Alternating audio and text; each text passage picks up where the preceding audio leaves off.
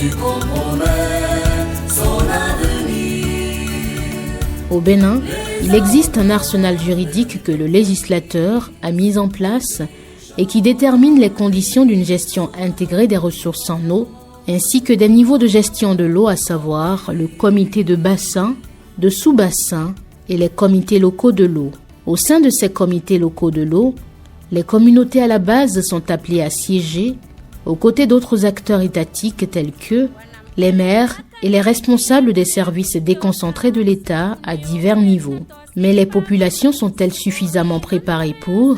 C'est là l'enjeu du projet OMI-Delta ANEGIR PSE, mis en œuvre par le consortium CIDR Paminga, Africa Green Corporation SA et Credel ONG, sur financement de l'ambassade des Pays-Bas, à travers le fonds acteur non étatique géré par la SNV.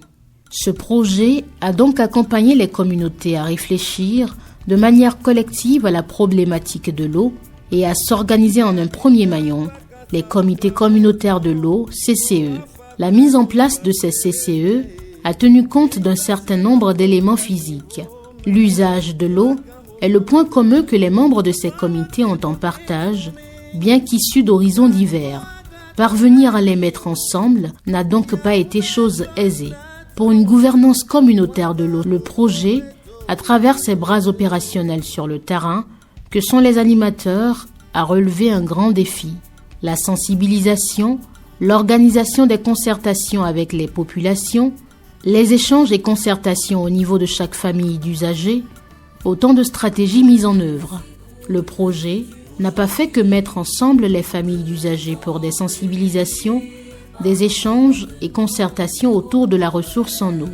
Il a également renforcé leur capacité à mieux cerner les questions d'inondation et de ruissellement. Sur la notion de l'amont et de l'aval, les comités communautaires de l'eau en savent désormais beaucoup, en ce sens que les aménagements réalisés à leur profit l'ont été dans ces espaces. Et pour ne pas faire les choses à moitié, le projet a mis un point d'honneur sur la valorisation économique des aménagements réalisés s'inscrivant dans une logique de durabilité.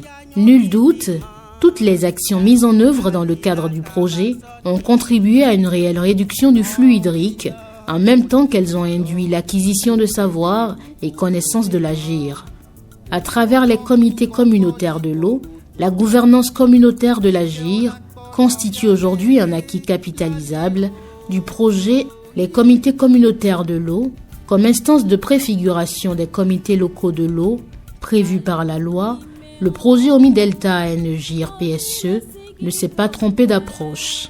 La gouvernance communautaire de l'eau comme approche opérante de la gestion intégrée des ressources en eau, le projet OMI-Delta ANEGIR PSE a suffisamment balisé le terrain pour une réelle intégration des communautés aux comités locaux de l'eau clés. Les comités communautaires de l'eau, CCE, constituent des exemples à suivre.